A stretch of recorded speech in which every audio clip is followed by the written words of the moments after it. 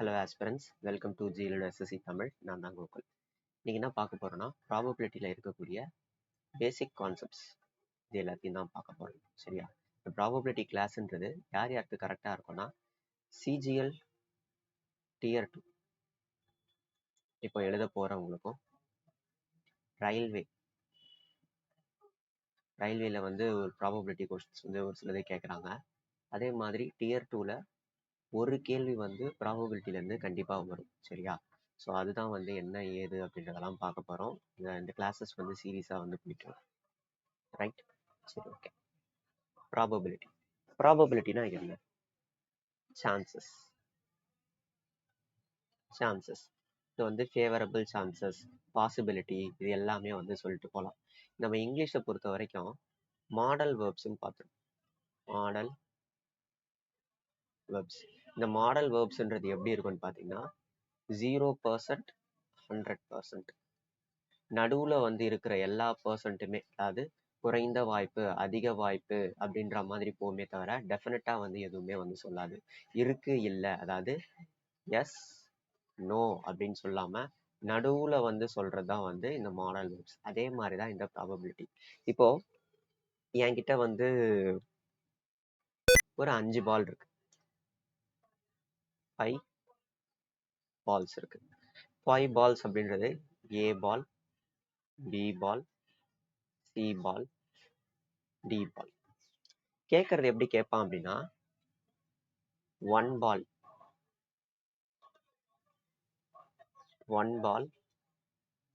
drawn at random,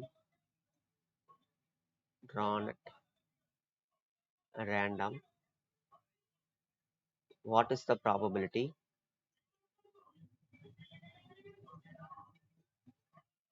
of getting?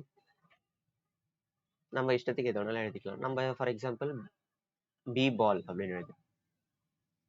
ரைட்டா? Okay. இப்போ 1 பால் drawn at random அப்படின்னா என்ன அர்த்தம்? ஃபர்ஸ்ட் கேள்வியை வந்து தெளிவா வந்து சொல்லிடுறேன். என்கிட்ட 5 பால் இருக்கு. 5 பாலை வந்து நான் வந்து ஒரு டப்பாக்குள்ள போட்டு வச்சிடறேன். டப்பாக்குள்ள போட்டு வச்சுட்டு கண்ணு மூடி நான் என்ன பண்றேன்னா ஒரு பாலை வந்து எடுக்கிறேன். அதுதான் வந்து ஒரு பாலை எடுக்கிறது தான் 1 பால் drawn at random அப்படின்றது. ஒரு பாலை வந்து எடுக்கும்போது, ரேண்டமா வந்து எடுக்கும்போது எனக்கு பி பால் வர்றதுக்கு எவ்வளோ சான்ஸ் இருக்கு, அதாவது என்ன ப்ராபபிலிட்டி அப்படின்றதான் கேட்குறேன். ரைட்டா? ஸோ இந்த மாதிரி வந்து ப்ராபபிலிட்டியில கேள்வி வந்தது அப்படின்னா முதல்ல நம்ம தெரிஞ்சுக்க வேண்டியது ஒரு சின்ன ஒரு ஃபார்முலான்னு சொல்ல முடியாது, ஒரு பேசிக்கான விஷயம் தான். Favourable, unfavourable event. ரைட்டா? ஃபேவரபிள் ஈவெண்ட், பாசிபிள் ஈவெண்ட், அதுக்கப்புறம் வந்து அன்ஃபேவரபிள் ஈவெண்ட். முதல்ல ஃபேவரபிள் ஈவெண்ட் அப்படின்றது என்னன்னா நமக்கு இந்த பி பால் வரணும்ல, அதுதான் வந்து ஃபேவரபிள் ஈவெண்ட்ன்றது. பாசிபிள் ஈவெண்ட்னா என்ன? பி பால் வரலாம், வேற என்னென்ன பால்லாம் வரலாம்? இந்த 5 பால் எழுதவே இல்லை, டிஇ 5 பால்ல பாத்தீங்கன்னா எந்த பால் வேணாலும் வரலாம். ஏ பால் வரலாம், பி பால் வரலாம், சி பால் வரலாம், டி பால் வரலாம், இ பால் வரலாம். இது எல்லாமே தான் என்னதுன்னா பாசிபிள் ஈவெண்ட். அன்ஃபேவரபிள் ஈவெண்ட் அப்படின்றது என்னன்னா பி பாலை தவிர, அதாவது பி பாலை தவிர ஏ பால், சி பால், டி பால், இ பால் இது எல்லாமே வந்தது அப்படின்னா நம்ம என்ன சொல்லுவோம்னா அதை அன்ஃபேவரபிள் ஈவெண்ட் அப்படின்னு சொல்லுவோம். சரியா?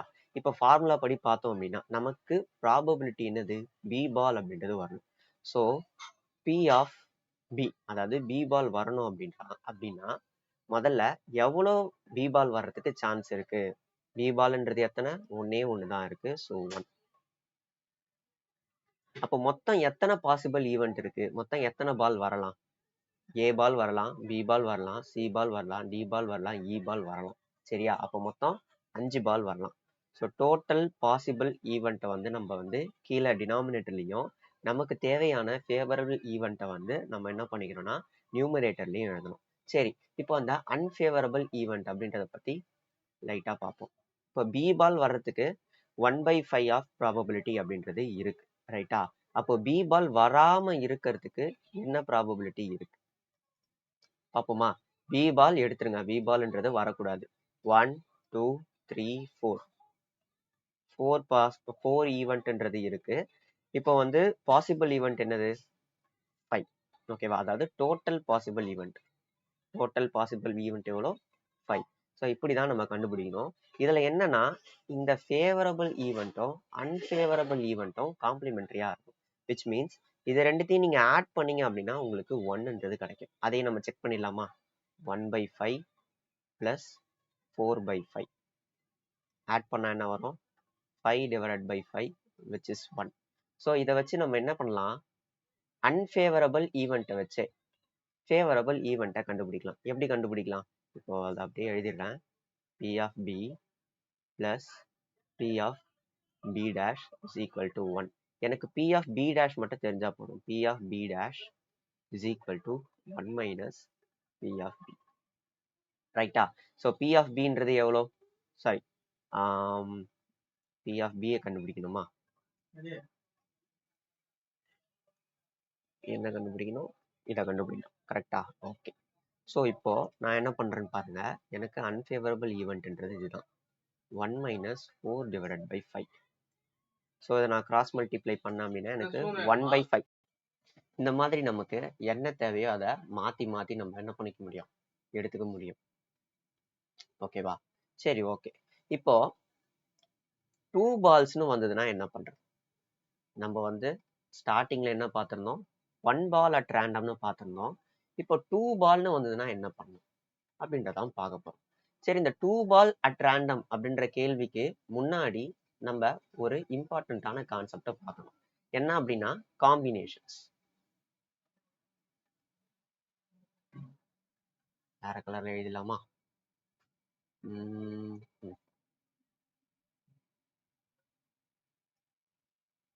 காம்பினேஷன்ஸ்.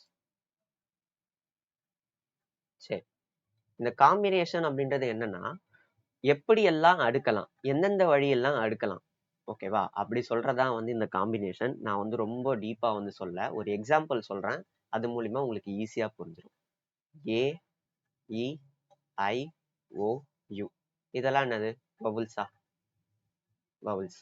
மொத்தம் எத்தனை வவுல்ஸ் இருக்கு? 5 வவுல்ஸ்ன்றது இருக்கு. நான் என்ன பண்றேன்னா இந்த 5 வவுல்ஸை 2 வவுல்ஸா வந்து என்ன பண்ணா அடுக்கணும். 2 2வா வந்து அடுக்கணும். அப்ப நான் எப்படி அடுக்குவேன்?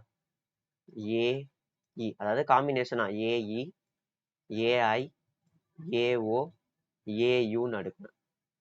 அடுத்து ஈயை வச்சு EI EO EUன்னு அடுக்கணும். அடுத்து ஓ வச்சு சாரி ஐயை வச்சு IO IU அப்படின்னு அடுக்குவேன். அதுக்கப்புறம் வந்து யூ வச்சு பார்த்தோம்னா யூ வச்சு இல்லை ஓ வச்சு பார்த்தோம்னா OU. இன்னும் 2 3 4 5 6 7 8 9 10. ஸோ 10 வழிகள்ல என்னால என்ன பண்ண முடியும்? அடுக்க முடியும். ஸோ இந்த மாதிரி கம்பைன் பண்ணி அடுக்கிறது தான் வந்து நம்ம காம்பினேஷன் சொல்லுவோம். ரைட்டா? இப்போ இந்த மாதிரி வந்து ஒரு தடவை வந்து எழுதிட்டு வந்து நம்மளால அடுக்க முடியாது. அதனால நம்ம என்ன பண்றோம்னா ஒரு ஃபார்முலா, காம்பினேஷனுக்கு ஒரு ஃபார்முலா என்னன்னா NCR அப்படின்றது தான். இந்த NCR என்னன்னு பாத்தீங்கன்னா இதை ஃபர்ஸ்ட் ஃபேக்டோரியல்னா என்னன்னு தெரிஞ்சுக்கணும். ஃபேக்டோரியல்னா ஒன்றும் இல்லை. 5 ஃபேக்டோரியல்னா 5 into 4 into 3 into 2 into 1 into அப்படின்னு போறதான் வந்து ஃபேக்டோரியல். ஸோ NCR அப்படின்னு வந்ததுன்னா N factorial divided by R factorial N minus R factorial. இந்த மாதிரி பண்ணும். சரி, Nனா என்ன Rனா என்ன அப்படின்றத பார்ப்போம். நமக்கு Nன்றது டோட்டலா எவ்வளோ இருக்கு? 5 வவுல்ஸ் இருக்கு. அதுதான் வந்து N. 5 அப்படின்றது தான் N. இப்போ எத்தனை ஆறுன்றது பாத்தீங்கன்னா நான் எத்தனையோ அடுக்கணும். 2 அடுக்கணும் அப்படின்னு சொல்லியிருந்தேன். 2 அடுக்கணும், 2 வேணும், 3 வேணும் அப்படின்னு சொல்றதுதான் வந்து என்னதுன்னா இந்த ஆர். ஸோ சி போட்டு ஆருக்கு பதிலாக நம்ம என்ன பண்ணணும்? 2ன்னு போடணும். இப்போ நம்ம அப்படியே எழுதிக்கலாமா? இந்த இந்த ஃபார்ம்ல வந்து எழுதிக்கலாம். இந்த ஃபார்ம்ல எழுதிப்போம். 5 factorial divided by R factorial, அதாவது 2 ஃபேக்டோரியல். இது ரெண்டுத்தையும் மைனஸ் பண்ணா 3 வரும். 3 ஃபேக்டோரியல். அப்போ நான் என்ன பண்ணலாம்? 5 into 4 into 3 into 2 into 1. 1 போட்டாலும் ஒன்று தான், போடாட்டியும் ஒன்று தான். 2 into 3 into 2. நான் கீழே வந்து டினாமினேட்டர்ல 1 போடல ஏன்னா 1 வந்து மல்டிப்ளிகேஷன் தான் இருக்கு. ஸோ பிரச்சனை இல்லை. இந்த ரெண்டு 2க்கு இந்த 4 அடிச்சிடறேன், இந்த 3க்கு இதை அடிச்சிடறேன். மொத்தம் என்ன வந்துச்சு? 10 வேஸ்ன்றது வந்துச்சு. இப்போ இதையே வச்சு நம்ம என்ன பண்ண போறோம்னா, இந்த 2க்கு பதிலா 3 வந்ததுன்னா என்ன பண்ணலாம் அப்படின்றத பார்ப்போம். 3 அதே 5 ஓவல் நான் என்ன பண்ண போறேன்னா 3 3 வந்து அடுக்கிறேன். அப்ப எனக்கு எவ்வளவு வேஸ் வந்து கிடைக்குதுன்றத பார்ப்போம். ஸ்டார்டிங்ல நான் இந்த மாதிரி வந்து 4 3 2 இந்த மாதிரிலாம் போட்டிருந்தேன். அதை இன்னும் கூட ஷார்ட்டா போறது எப்படி அப்படின்றத பார்ப்போம் இந்த சம். இப்ப நான் என்ன பண்றேன்னு பாருங்க. 3ன்னு இருக்கு சரியா? 3 இங்க 5ன்னு இருக்கு.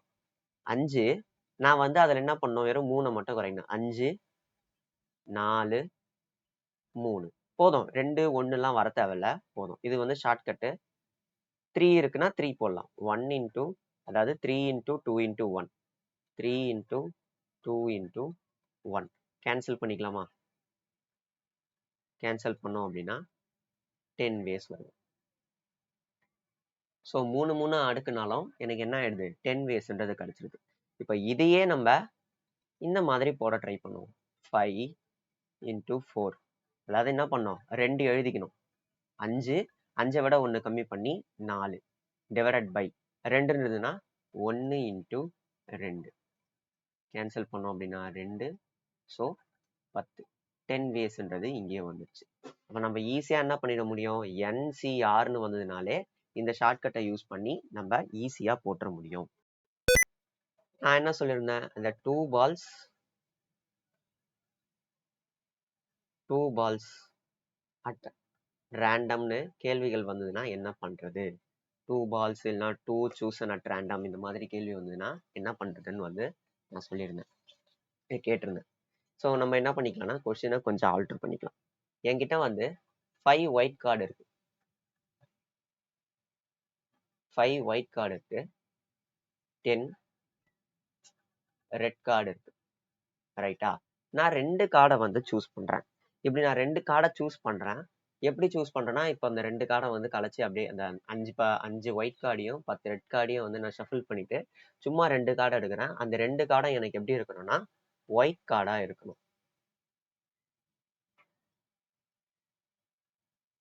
ஒயிட் கார்டா இருக்கணும். அப்ப நான் என்ன பண்றது? அந்த 2 கார்டுமே எனக்கு ஒயிட் கார்டா இருக்கணும் அப்படின்னா முதல்ல எத்தனை ஒயிட் கார்டு இருக்கு ஃபர்ஸ்ட் வந்து நம்ம எப்பவுமே டினாமினேட்டர் வந்து ஃபோக்கஸ் பண்ணுவோம். மொத்தம் பாசிபிள் ஈவெண்ட்ன்றது என்னது? டோட்டலா இங்க ஒரு 5 கார்டு, இங்க ஒரு 10 கார்டு, 10 டோட்டல் கார்டு இருக்கு. ஸோ 10 15 15 2 வந்து நான் சூஸ் பண்ணோம். C2 இதான் டினாமினேட்டர்ல போட்டணும். இதுதான் வந்து டோட்டல் பாசிபிள் ஈவெண்ட். இந்த 15 கார்டுல வந்து 2 கார்டை வந்து நான் என்ன பண்ணா சூஸ் பண்ணோம். இதுதான் வந்து டோட்டல் பாசிபிள் ஈவெண்ட். இப்போ நான் வந்து என்ன பண்றேன்னா நியூமரேட்டர் பக்கம் போறேன். எனக்கு ஃபேவரபிள் என்ன? White card. அதாவது அந்த 5 கார்டு, அந்த 5 கார்டுல 2 கார்டை நான் எடுக்கணும். 5C2 சால்வ் பண்ணலாமா? 5 4 ஏன்னா வந்து 4 தான் போடணும், கீழே 2 இருக்கு, டிவைடட் பை 1 இன்டூ 2 கேன்சல் பண்ணா 2 வரும். 10 இது நியூமரேட்டர்ல. டினாமினேட்டர்ல என்ன வரும்? 15 into 14 divided by 1 into 2 cancel பண்ணா 7. இப்போ அகைன் வந்து நான் 5 டேபிள்ஸ்ல கேன்சல் பண்ணா 2 3 வரும். ஸோ 2 டிவைடட் பை 21 தான் என்னதுன்னா எனக்கு probability of getting 2 white cards. 3 white cards, 3 இல்லை 2 பிளாக் கார்ட்ஸ். பிளாக் கார்ட்ஸே இல்லையா? ஒயிட் ரெட்ல இருக்கு, ரெட் கார்ட்ஸ். இப்போ இதுக்கு என்ன பண்றது? மொத்தம் 10 ரெட் கார்டுன்றது இருக்கு. 10 ரெட் கார்டில் 2 ரெட் கார்டை வந்து நான் என்ன பண்ண போறேன்னா சூஸ் பண்ண போறேன். கீழே இருக்கிற அந்த 15 C2ன்றது அப்படியே தான் இருக்க போகுது. So 10 into 9 divided by 1 into 2. இன்னும் இது என்ன பண்ணிக்கலாம்? 15 இன்டூ 14 டிவைடட் பை 1 இன்டூ 2. இந்த 1 இன்டூ 2க்கும் இந்த 1 இன்டூ 2க்கும் கேன்சல் ஆகிடும். இது என்ன பண்ணலாம்? இது 2 டைம்ஸ், இது 3 டைம்ஸ், இது வந்து ஒரு 3 டைம்ஸ் வரும். அகைன் நான் வந்து என்ன பண்றேன்னா இதோட இதை கேன்சல் பண்றேன். ஸோ 3 டிவைடட் பை 7 தான் என்னதுன்னா எனக்கு 2 கார்ட்ஸ் வரக்கூடிய 2 ரெட் கார்ட் வரக்கூடிய ப்ராபபிலிட்டி. நெக்ஸ்ட் நம்ம பார்க்கக்கூடியது பார்த்தீங்கன்னா ஆர், அதுக்கப்புறம் வந்து அண்ட். இந்த ரெண்டு கண்டிஷன். ஆர்னு வந்தா பிளஸ் பண்ணும், ஆட் பண்ணும். அண்ட் அப்படி அண்டுன்னு வந்துன்னா மல்டிப்ளை பண்ணும். இது மட்டும் நீங்க என்ன பண்ணிக்கணும்னா நல்லா ஞாபகம் வச்சு. இப்ப நான் கொஸ்டின் சொல்றேன்.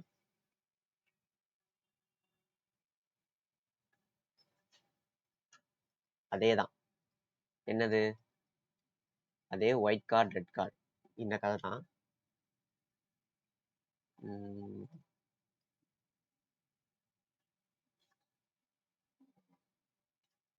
ஸோ இதே இதுதான் வருது மறுபடியும்.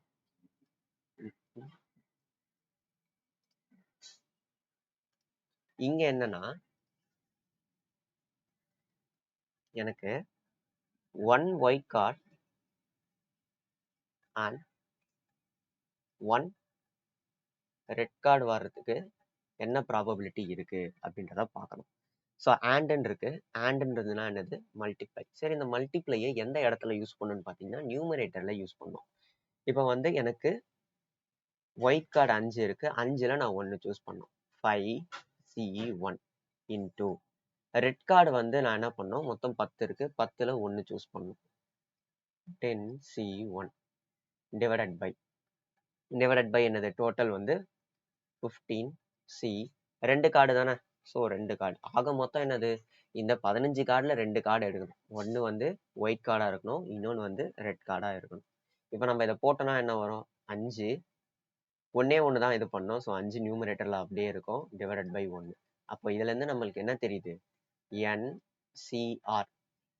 NC கீழே வந்து 1ன்னு இருந்ததுன்னா நமக்கு என்னன்றது தான் வந்து அந்த ஆன்சராக வந்து வரும்.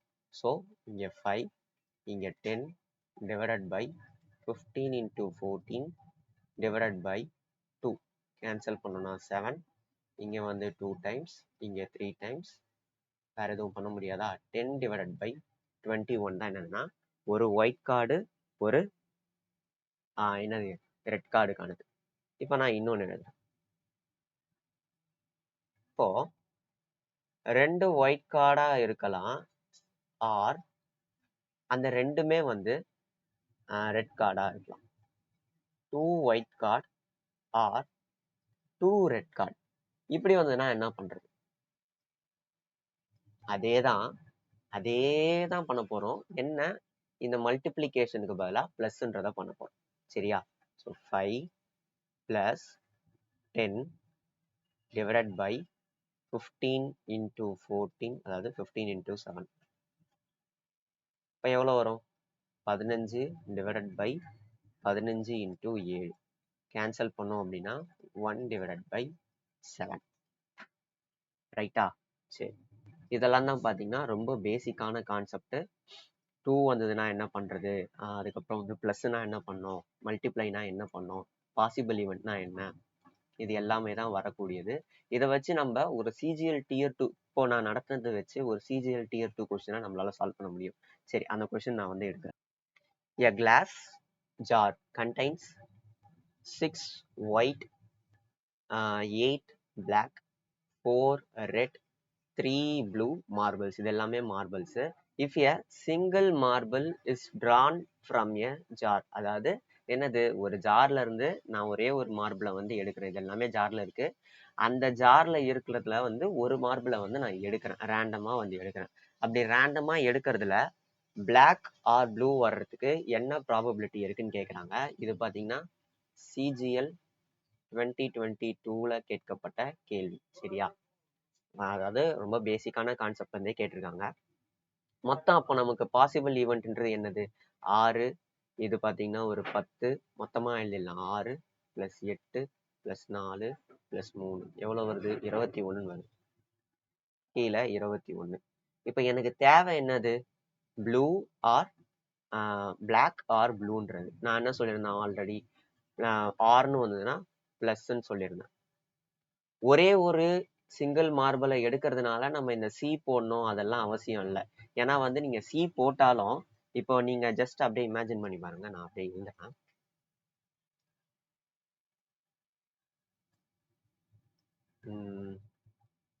இப்போ எப்படி எழுதிக்கலாம்னா 21.